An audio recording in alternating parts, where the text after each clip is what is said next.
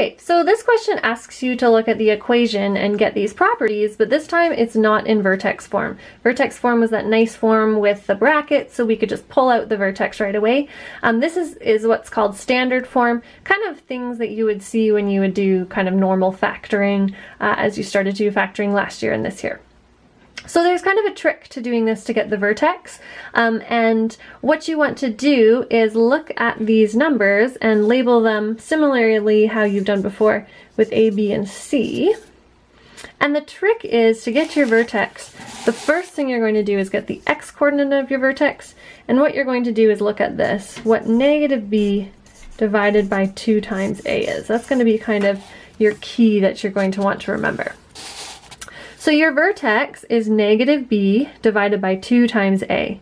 So your vertex, or the x-coordinate of your vertex is that rather, negative b would be negative 6 divided by 2 times a. So divided by 2 times 3, which is also 6. So the x-coordinate of your vertex is negative 6 divided by 6. Well, you know that negative 6 divided by 6 is just negative 1. So you can just rewrite that as negative 1. Okay, so to get the y, the good thing again about an equation is that it matches up x and y's. So if you know that your x is negative 1, you can put negative 1 in for each of these x's and it will tell you what the y is.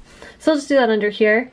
It tells us that x equals 3 times, instead of x, I'm going to use negative 1, or sorry, y equals 3 times negative 1 squared plus 6 times negative 1 minus 9. In other words, my y value equals 3 times negative 1 squared, which is 1. So 3 times 1 is 3. 6 times negative 1 is negative 6, and then minus 9. In other words, my y value equals 3 minus 6, which is negative 3, minus 9, which is negative 12.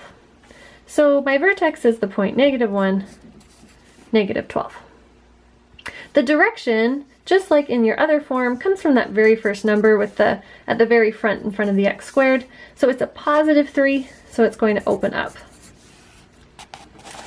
The axis of symmetry, remember once we know what the vertex is, we know that our axis of symmetry, x equals negative 1. We look at the x coordinate of our vertex to see what that line is going to go right through, and it's going to go through x equals negative 1. Okay, and that's going to create a full line down, a vertical line down your graph.